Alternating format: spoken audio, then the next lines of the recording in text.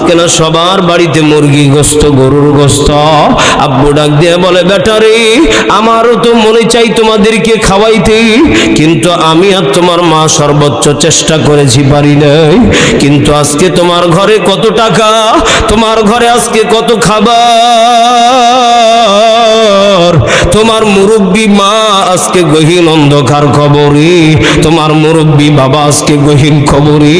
আজকে তোমার মা বাবা তোমার সম্পদটা খাইতে পারলো না, এমন মা বাবা আমাদের অনেকের আছে না নাই? রে মুসলমান বাবাজি, একটু দিলটা নরম করে দিয়ে কথাগুলো বোঝার চেষ্টা করবি। হযরতে ওমর প্রেসিডেন্ট অবস্থায় আমি ছোট্ট একটা তার জীবন কাহিনী দেখেছি। হযরতে ওমর রাদিয়াল্লাহু তাআলা আনহু তার আম্মাজানকে এত পরিমাণ ভালোবাসতে। হযরতে ওমর তার মাকে কলিজার চাইতে ভালোবাসতে। বাবাজি, হযরতে ওমর এত পরিমাণ মাকে ভালোবাসতেন, মা যখন যেটা চাইতো মায়ের জন্য সব সময় রেডি থাকতো। আরে মুসলমান বাবাজি, এই যে দুই একদিনের নিউজের ঘটনা, একজন যুবক ভাইয়া আজকে কয়েকদিন ধরে সোশ্যাল মিডিয়াতে দেখা যাচ্ছে, তার নামটা আমার স্মরণ আসতেছে না। এই ব্যক্তিটা সোশ্যাল মিডিয়াতে আজকে কয়েকদিন ধরে রানিং ভাইরাল। একটা কথা সেই বলছি, আমি আমার মাকে নিজের হাত দিয়া আমি আমার মায়ের পর সাফ করছি, আমি আমার এই হাত দিয়ে আমার মায়ের বাথরুম পরিষ্কার করছি, কিন্তু আমি আমার মাকে বাঁচানোর জন্য এত পরিমাণ চেষ্টা করছি। লন্ডনে একটা ফ্ল্যাট ছিল, বিক্রি করে দিছি। বাংলাদেশে যত জমি জায়গা ছিল সব বিক্রি করে দিছি। শেষ পর্যন্ত বন্ধু বান্ধবীর কাছে টাকা হাওলাত করতে করতে নিজেই লজ্জিত হয়ে গেছি, কিন্তু মাকে বাঁচাইতে পারি নাই। শেষ পর্যন্ত মা যখন মারা গেল, আমার মা একটাই দোয়া দেয়া গেল, বেটারি তোর চাইতে সুখী পৃথিবীতে কেউ হতে পারবে না। ওই ব্যক্তি ডাক দিয়া বলতেছে, ভাইজান, আমি যেই দিন থেকে আমার মা মারা গেল, আমার কাছে মানুষ খালি টাকা চাই, কিন্তু আমি ওই দিন থেকে আমি একটা নিয়ত করলাম, আমি একটা ব্যবসা প্রতিষ্ঠান চালু করব। আবার কিছু টাকা হাওলাত করলাম, আমি যেই জিনিসে হাত দেই সেইটাই স্বর্ণ হয়ে যায়। একটু আওয়াজ করে বলেন আল্লাহু আকবার, আরো জোরে বলেন আল্লাহু আকবার। এ বাবা, কোন নবীদের জামানার ঘটনা না, বাংলাদেশের ঘটনা। একটু সোশ্যাল মিডিয়াতে লক্ষ্য করে দেখবেন, বাংলাদেশের বাস্তব ঘটনা। আমি মাটিতে হাত দিলে মাটি স্বর্ণ হয়ে যায়, ব্যবসায় হাত দিলে ব্যবসা কোটি কোটি টাকা চলে আসে। এখন বলতেছে আমার এত হাজার কোটি টাকা এই 2-3 বছরে হয়েছি, হালাল ভাবে আমি এত টাকার মালিক হব আমি নিজেও কল্পনা করতে পারি নাই। একটু আওয়াজ করে বলেন আল্লাহু আকবার। এ মুসলমান বাবাজি, একমাত্রই দিতে পারেন তিনি কে? আরো জোরে বলেন তিনি কে? আবার সিনায়া নিতে পারেন তিনি কে? আল্লাহ বলেন, বান্দা আমি যারে দিয়া দিই, আমি আল্লাহ যারে সম্পদের মালিক বানাইতে চাই, আমি আল্লাহ তারে 10 বছর 20 বছর না, আমি আল্লাহ অল্প দিনে আমি আল্লাহ তারে সম্মানী বানায়া দিতে পারি। বিশেষ করে আপনারা দেখছেন সোশ্যাল মিডিয়ার ভিতরে তাজু ভাই নামে একটা পেজ খোলা হয়েছে। কুড়িগ্রামের ছোট্ট একটা মানুষ, তার বউটা পর্যন্ত গরিব মানুষ, টাকা দিতে পারে না, বিবিকে কাপড় পোশাক দিতে পারে না, বিবি পর্যন্ত তার ডিভোর্স দিয়া চলে গেছে। আল্লাহর বান্দা মনে মনে চিন্তা করলেন, আমি সোশ্যাল মিডিয়াতে কাজ করব, কোনোদিন স্কুলের বারান্দাতে যাই নাই। আল্লাহর বান্দা মোবাইলে একটা পেজ খুলে নিছে, এবার এলাকার প্রত্যেকটা কথাগুলো তুলে ধরতেছি। আমার এলাকায় কোনো রাস্তাঘাট নাই, আমার এলাকায় কোনো ব্রিজ কালভার্ট নাই। আমি মাননীয় প্রধানমন্ত্রীর কাছে বলতে চাই, আমাদের এলাকাটা একটু পরিদর্শন করবেন, একটু কালভার্ট ব্রিজের ব্যবস্থা করে দিবেন। আল্লাহর বান্দা এমন কথা বলতে বলতে 1 মাসের ভিতরে আল্লাহর বান্দা রানিং 1 মিলিয়ন ফলোয়ার্স হয়ে গেছে। আল্লাহর বান্দাকে ডাক দিয়ে বলতেছে, কি গো, তোমার কাছে এখন এত ভাইরাল মানুষগুলো আসে কেন? উনি ডাক দেয়া বলতেছেন, হুজুর, উনি ডাক দেয়া বলতেছেন, ভাইয়া আমার কাছে কাছে আল্লাহ ফেরেশতা নাজিল কইরা মানুষগুলারে পাঠাইতেছে। আমার কেউ চিন্তা না, টিনের ভাঙ্গা ঘরে থাকতাম, এখন মানুষ আমারে বিল্ডিং বাড়ি করে দিতেছে, আমারে আইফোন গিফট করতেছে, আমার একটা সুন্দরী বউ দেখে বিবাহের ব্যবস্থা করে দিতেছে। এবার বলেন তো দেখি, সম্মান দেওয়ার মালিক কে?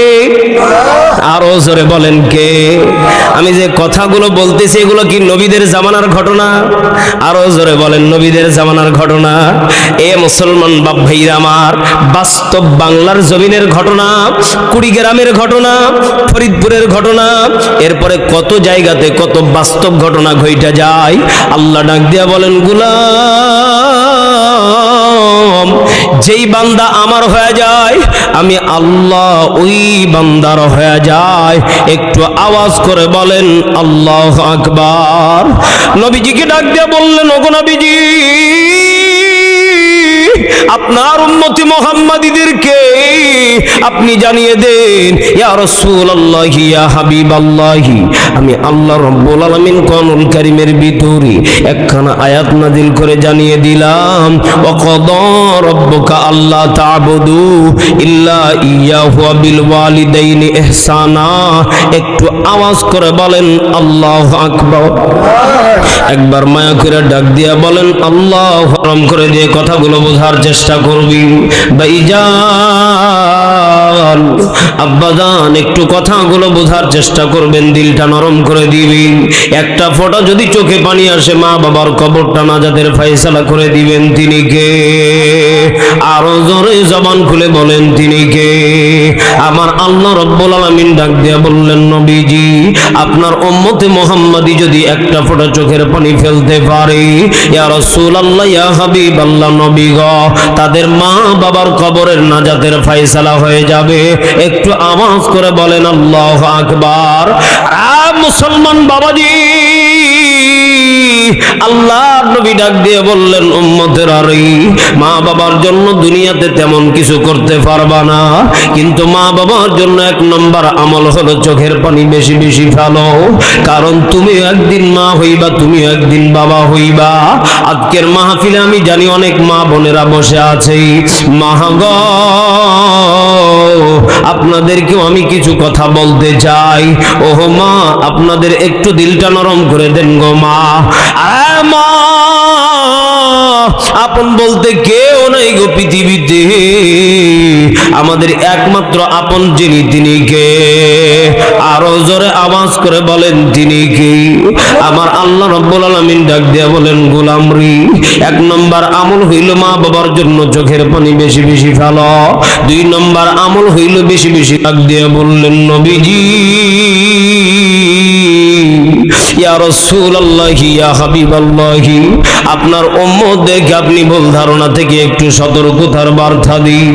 যারা বলে কবরের ভিতরে গেলে দেখমনি, বলেন তো দেখি, কবরের ভিতরে গেলে কোনো বুদ্ধি থাকবে না?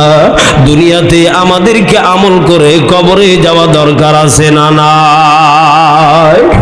এ মুসলমান বাপ ভাইরা আমার, যাদের মা গহীন কবরে, যাদের বাবা গহীন কবরে, একটু নিচু দিকে মাথাটা হালাইয়া নোয়া দেখেন তো, একটু মায়ের স্মৃতিগুলা মনে করি, একটু বাবার স্মৃতিগুলা মনে কইরা ডাক দিয়া বলেন আমার সাথে, বাবা তুমি কেমন আছো ছোট্ট মাটির ঘরে, তোমার কথা হৃদয় মাঝে পড়ছে বারে বারে, বাবা গো বাবা, বাবা গো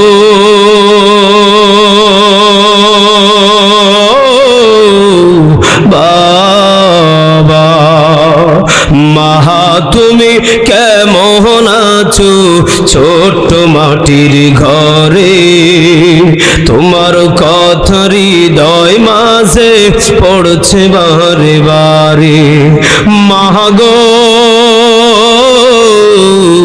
মা। যাদের মা নাই বাবা নাই একটু হাতটা তুলেন তো দেখি, হুজুর আমার মা নাই, হুজুর আমার বাবা নাই, হুজুর 3.5 হাত মাটির নিচে চলে গেছে হুজুর। এ বাপ ভাইরা আমার, বিবির জন্য কত কিছু করলাম, আজকে না সবার বাড়িতে মুরগি গোস্ত, গরুর গোস্ত। আব্বু ডাক দিয়ে বলে, বেটা রে, আমারও তো মনে চাই তোমাদেরকে খাওয়াইতে, কিন্তু আমি আর তোমার মা সর্বোচ্চ চেষ্টা করেছি, পারি নাই। কিন্তু আজকে তোমার ঘরে কত টাকা, তোমার ঘরে আজকে কত খাবার, তোমার মুরব্বী মা আজকে গহীন অন্ধকার কবরে, তোমার মুরব্বী বাবা আজকে গহীন কবরে। আজকে তোমার মা বাবা তোমার সম্পদটা খাইতে পারলো না, এমন মা বাবা আমাদের অনেকের আছে না নাই? রে মুসলমান বাবাজি, একটু দিলটা নরম করে দিয়ে কথাগুলো বুঝার চেষ্টা করবি। হযরতে ওমর প্রেসিডেন্ট অবস্থায় আমি ছোট্ট একটা তার জীবন কাহিনী দেখেছি। হযরতে ওমর রাদিয়াল্লাহু তাআলা আনহু তারা আম্মাজানকে এত পরিমাণ ভালোবাসতে। হযরতে ওমর তার মাকে কলিজার চাইতে ভালোবাসতে। বাবাজি, হযরতে ওমর এত পরিমাণ মাকে ভালোবাসতেন, মা যখন যেটা চাইতো মায়ের জন্য সব সময় রেডি থাকতো।